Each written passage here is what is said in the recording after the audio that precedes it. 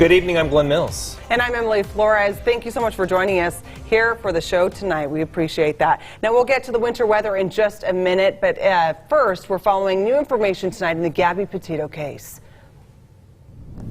We now know Gabby Petito was strangled to death. That's the ruling by the county coroner in Wyoming. Her body was found in late September, the FBI calling it a homicide. ABC4's Marcos Ortiz joining us in studio this evening.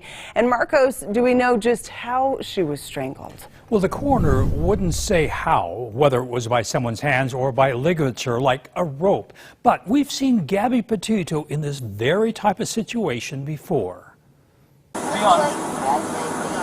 At the now infamous police stop in Moab, Gabby Petito indicates that it's Brian Landry's hands that find their way onto her body. When somebody has previous domestic violence experience where they've been choked, for instance, the defense mechanism is to lower their jaw down to their clavicle, and then the attacker gets them by the chin instead. And perhaps Petito uses that same move moments before she dies in the Bridger-Teton National Forest. A Teton County coroner claims Petito dies from strangulation. As far as the time of death, we are estimating 3 to 4 weeks from the time that the body was found. It falls in line when Petito's last heard from during her trip out west with Landry. He remains missing and is a person of interest in her death and faces federal charges for using a debit card without someone's approval. But how Petito was strangled still remains a mystery because the Teton County coroner won't say. Strangulation can be caused manually.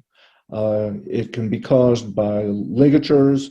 It can be caused by compression, such as if somebody's put in a chokehold. The former Utah medical examiner says strangulation and domestic violence normally go hand in hand. Strangulation as a method of lethal domestic violence is unfortunately not that uncommon. And the Wyoming coroner also says the autopsy is providing law enforcement evidence for possible criminal charges. I can tell you the DNA samples were taken by law enforcement, and all I can tell you about remains is that the body was outside for 3 to 4 weeks. Brian's DNA is going to be common whether he's the attacker or not because they live together. So his DNA being present doesn't mean he's the killer, but the presence of someone else's DNA would exclude him as a possible killer. Now, the FBI had no comment following today's autopsy. Everyone waiting right now if and when criminal charges for someone responsible for strangling Gabby Petito. Back to you.